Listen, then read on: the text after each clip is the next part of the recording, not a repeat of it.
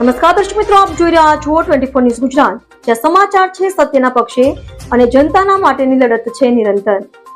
ગુજરાતના દરેક ખૂણામાંથી લોકલથી લઈને નેશનલ સુધી દરેક ઘટના, દરેક હકીકત સૌથી પહેલા અને સૌથી સાચી રીતે ફક્ત અહીં। હું છું અર્પિતા પટેલ। ચાલો શરૂ કરીએ આજના મુખ્ય સમાચાર। સોનગઢ એસટી ડેપોમાં બિરસા મુંડા જન્મ જયંતિ નિમિત્તે 10 નવી બસોનું લોકાર્પણ।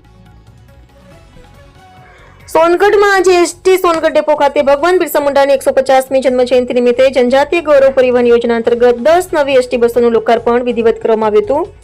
આ લોકાર્પણ કાર્યક્રમ માન્ય મંત્રી શ્રી ડોક્ટર જયરામભાઈ ગામી તથા પ્રાયોજના વહીવટદાર શ્રી જયવંતસિંહ રાઠોડના હસ્તે સંપન્ન થયો હતો।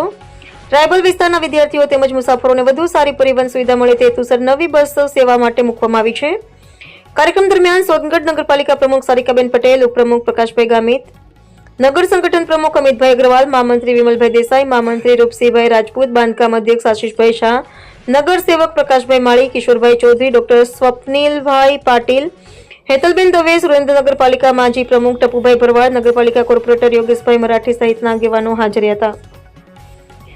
ઉપરાંત એપીએમસી માર્કેટ પ્રમુખ અને વિવિધ સરકારી સામાજિક સંસ્થાઓ સાથે જોડાયેલા આગેવાન જિગ્નેશભાઈ ડોનવાલા, ભારતીય જનતા પાર્ટી યુવા મોરચા સોનગઢ નગર પ્રમુખ હાર્દિકભાઈ રાણા, તાપી જિલ્લા યુવા મોરચા ઉપપ્રમુખ અમુલભાઈ જોશી સાથે તાલુકા નગરના ભાજપના હોદ્દેદારો તથા કાર્યકર્તાઓ મોટી સંખ્યામાં ઉપસ્થિત રહ્યા હતા।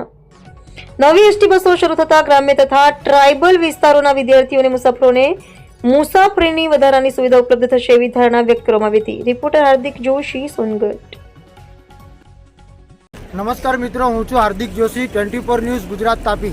મિત્રો, આપણે ભગવાન બિરસા મુંડાજીની 150મી જન્મ જયંતિ નિમિત્તે તાપી જિલ્લામાં અમુક બસો ફાળવવામાં આવી છે।